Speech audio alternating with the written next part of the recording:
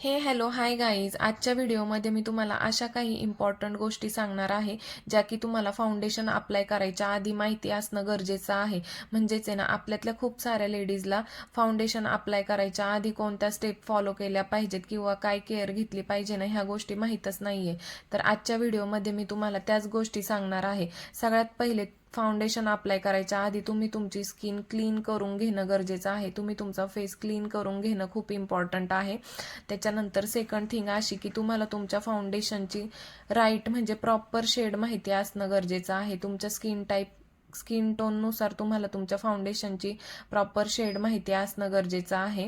म्हणजे तुम्हाला अशी शेड यूज करायची आहे जी की तुमच्या स्किनला सूट होईल, म्हणजे तुमच्या स्किनला मॅच होईल अशाच शेडचं फाउंडेशन तुम्हाला वापरायचं आहे. त्याच्यानंतर तुम्हाला मॉइश्चरायझर यूज करणं पण खूप गरजेचं आहे, कारण की खूप साऱ्या लेडीज अशा आहेत की जे विदाऊट मॉइश्चरायझर डिरेक्टली आपल्या फेसवर फाउंडेशन अप्लाय करतात. तर तसं न करता सगळ्यात पहिल्यांदा मॉइश्चरायझर लावून घ्यायचं आहे, त्याच्यानंतर प्रायमर लावायचं आहे आणि मगच जे काय असेल ते फाउंडेशन अप्लाय करायचं आहे तुम्हाला. आणि सगळ्यात मेन आणि महत्त्वाची गोष्ट म्हणजे फाउंडेशन अप्लाय करताना स्लोली अप्लाय करायचं आहे आणि एकदम छोट्याशा अमाऊंटमध्ये, स्मॉल क्वांटिटीमध्ये फेसवरती अप्लाय करायचं आहे. होप सो तुम्हाला व्हिडिओ आवडली असेल आणि अशीच इन्फॉर्मेटिव्ह व्हिडिओ बघण्यासाठी माझ्या पेजला आणि माझ्या यूट्यूब चॅनलला नक्की फॉलो करा.